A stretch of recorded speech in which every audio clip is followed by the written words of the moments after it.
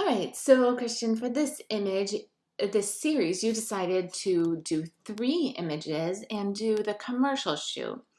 And within the commercial shoot, you wanted to do a fashion spread, and you did this with your friend who's a fashion designer. So he, I'm guessing, was not only your model, but also your fashion designer for these images. So that's a great resource to have, and I'm glad that you're collaborating with classmates or at least schoolmates that you have. So you took two images with film. We see those as the square images on the side and then the one digital image in the middle. The two images on the sides have a very direct stare from the subject. They really pull me right in. If we look at this first image, that light coming across your subject really separates him from the background, and his eye contact is almost a little ominous. It pulls me in, and there's something a little bit like throws me a little off as I look at it in a very intriguing way.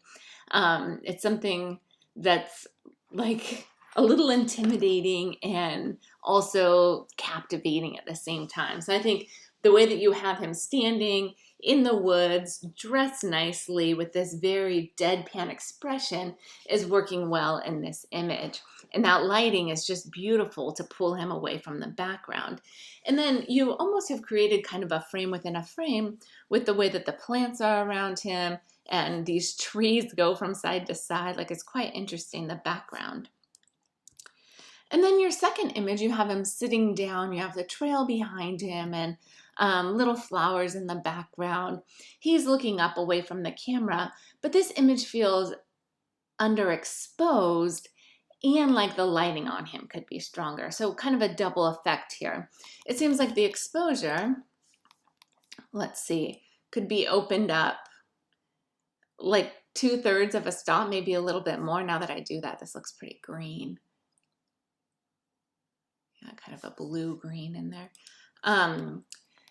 So it looks like your white balance is slightly off here, but the exposure is dark, but then pulling him out from the background by having more light on him is important to do. And you're working with natural light in all of these. And in the other two images, you really were able to find areas that had great light and utilize that. Here you have him more in the shade, and we just don't have enough light on him to create that depth that we want. So here I would encourage you to photograph with strobe if you have them, a speed light if you have it, just to create that lighting situation that we're looking for. And then in this third image, you've definitely found the lighting and moved towards it. It seems that you're shooting this later in the evening because there's this golden hue to the light. Again, he's looking straight at us, but this is a much calmer image. There's not that like kind of intimidating factor that we saw in the first image. He looks much more relaxed. He has a jacket over his shoulders and the lighting's just coming across his face. It's really hard lighting, and I think students get afraid to use hard lighting for portraiture, but this is an example of how it can really work for us. It's creating depth and it's creating dimension and it's pulling him out from that background. But then his clothing really starts to blend in with the background, not in a way that it's getting lost, but color-wise it's all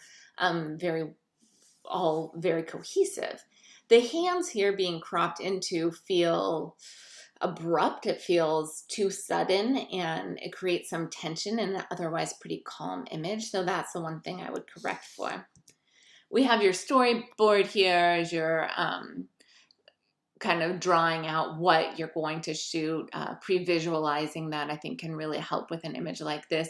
In that last image, it looks like he's going to wear a striped shirt, and then we don't have him in that. So, oh, we do have him in the striped shirt here.